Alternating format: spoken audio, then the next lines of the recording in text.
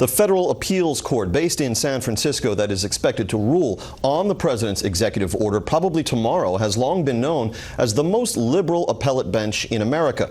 Correspondent Dan Springer reports tonight on some of the decisions that have earned the Ninth Circuit that reputation. The Ninth Circuit Court of Appeals, based in San Francisco, has been a target of Republicans for decades. It routinely is the most overturned court in the U.S. In 2012, the Supreme Court reversed 86% of the rulings it reviewed from the Ninth. Perhaps the most controversial decision, striking down the Pledge of Allegiance due to the phrase, "under God." It also ruled citizens have no constitutional right to own guns, and is often overruled when showing its disdain for capital punishment. Critics deride the court, calling it the Ninth Circus and the Nutty Ninth. Arizona Senator Jeff Flake is the latest Republican to introduce legislation to break up the Ninth, which covers 9 western states with 20% of the country's population.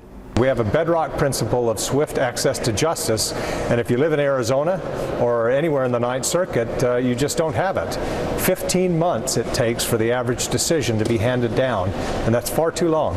Flake's bill would create a new 12th Circuit Court, taking 6 states from the 9th. Some think the court's liberal label is overblown. The thing about the law is there's ambiguity.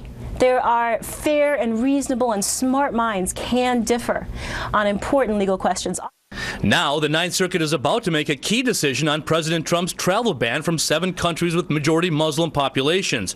Only one of the judges randomly assigned to the case, Richard Clifton, was appointed by a Republican. William Canby was appointed by Jimmy Carter, and Michelle Friedman by Barack Obama.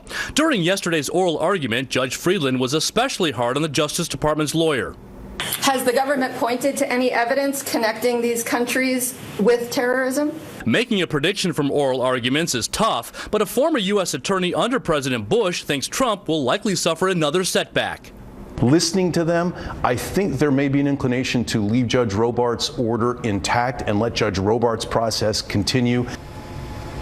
Leaving Judge Robart's decision in force would also, of course, leave the restraining order in place. Still, there are others who think, despite this being the Ninth Circuit, the panel could come up with a narrow ruling that would reinstate the travel ban for those who are not green card holders and have never set foot in the U.S. James?